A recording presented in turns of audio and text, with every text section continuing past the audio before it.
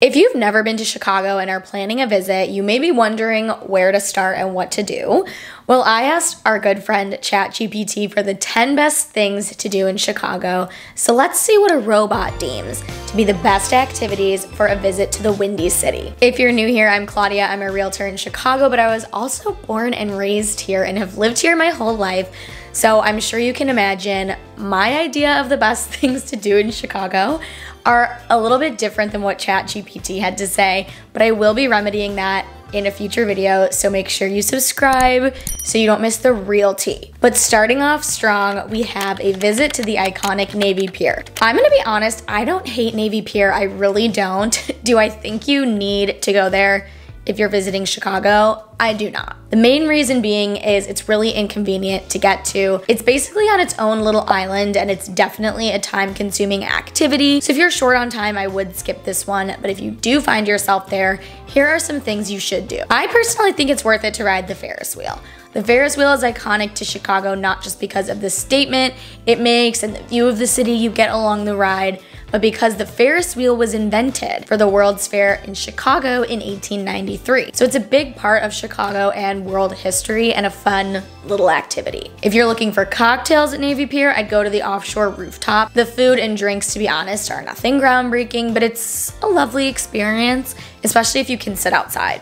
Number 2, we have take a stroll along the Chicago Riverwalk, and yes, 100%, this should be on everyone's list when you come to visit. They have opened so many bars and restaurants on the river, and it's so much fun over there now.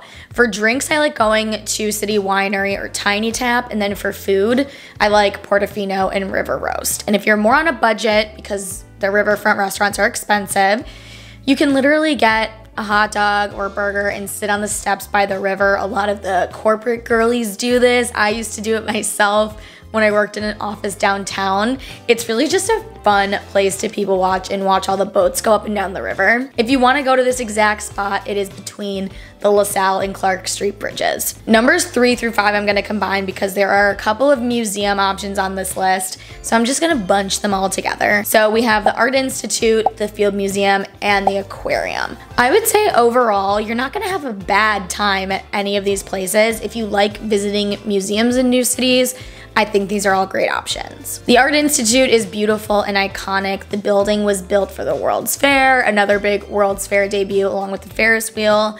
And architecturally, it's gorgeous. It's also the most visited museum in Chicago, so it's very popular. But one of the things that makes it super iconic are the lions at the intersection of Michigan and Adams. The lions get dressed up for various things throughout the year, like for Christmas, and they dress them up when our sports teams are in the playoffs. So it's always fun, and even when they're just normal, they're magnificent, I must say. The Field Museum is also a great time. That's where we did a lot of field trips as kids because it's more world history rather than just art. And the collection that started the Field Museum originated at, say it with me, the 1893 World's Fair. There's a theme here clearly. And as the collection grew, it needed a new home. So the current building that we now know as the Field Museum was built in 1921. As a Chicagoan, if someone came to visit and wanted to go there, I'd be mildly excited about it, even though I've been a bunch of times because they always have really good traveling exhibitions, and even their regular exhibitions are really good. My favorite one is the Ancient Egypt one. It's good stuff. If you're gonna be going over to the Field Museum, do yourself a favor and just walk around museum campus. The views and the landscaping are just beautiful, especially in the summer.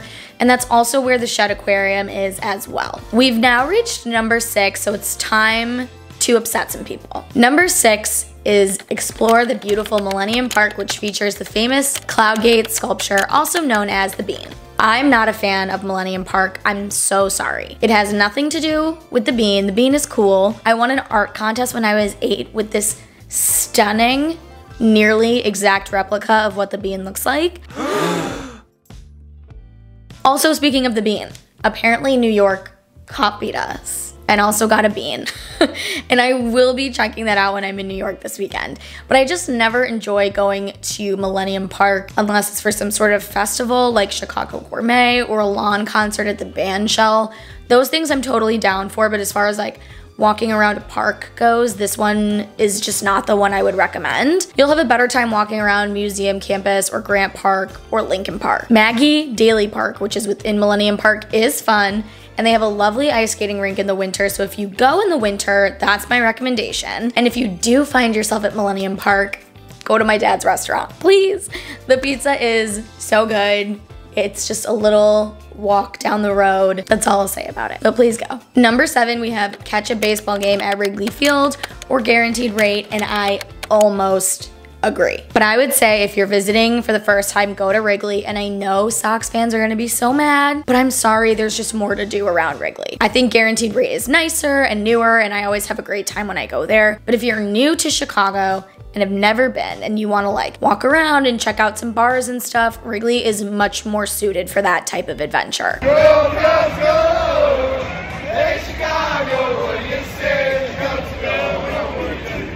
Number 8, learn about the history and architecture of Chicago by taking an architecture boat tour. 100%, I would do this all day, and anytime someone comes to visit, either for the first time or hasn't done it yet, this is a go-to activity. It's so much fun. You can do daytime, sunset, or nighttime tours. I've done them all. They're all amazing for different reasons.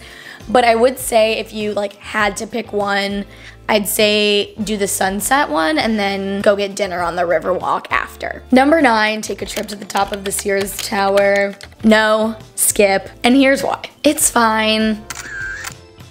It's cool, whatever. But there's like nothing to do around the Sears Tower. It's really more of an office building. So if you go there, it's gonna be a more isolated activity. If you must go, plan it as an activity before or after the Art Institute because it's only like a 15-minute walk. So it's not bad if you're already gonna do that. If you wanna get good views, maybe go to Cindy's rooftop, or seriously, just hop on the Brown Line and ride the train around the loop and up to Sedgwick or Armitage, get off the train, go to Second City, hang out in Lincoln Park. You'll see beautiful views on the train route. And last, but absolutely least, enjoy some deep dish pizza at one of Chicago's famous pizzerias, such as Giordano's or Lou Malnati's. I could scream. The way deep dish has had a chokehold on everyone's perception of Chicago is a travesty. If you come to Chicago and you want something like super cliched to Chicago, go get a Chicago hot dog or an Italian beef sandwich. Yes, chef. Yes, chef. If you must get deep dish pizza, I like Pequod's, but if you must go to Lou Malnati's, get their salad. I don't know what they put in that dressing, but it's so good. So if you're gonna go to Lou Mal's, at least get the Lou Mal salad. If you've ever done any of these activities while visiting Chicago, I would love to know. I know as a local, some things that I think are kind of lame might actually be really cool to somebody who's never seen them. So maybe I'm just a little bit jaded, but I really don't think this list is terrible. Like I said, I will absolutely be making a video on what you should do in visiting Chicago from a local Chicago native perspective. So make sure you subscribe for that. And if you have any suggestions of something you did in Chicago that you loved, leave them in the comments, and I hope to see you in my next video. Bye. If you're on YouTube, you've probably heard of Lauren Elizabeth or seen her videos. She lives in Chicago and has a gorgeous apartment. So I figured if you're trying to live like Lauren, I'm gonna show you some apartments inspired by Miss Lauren Elizabeth herself.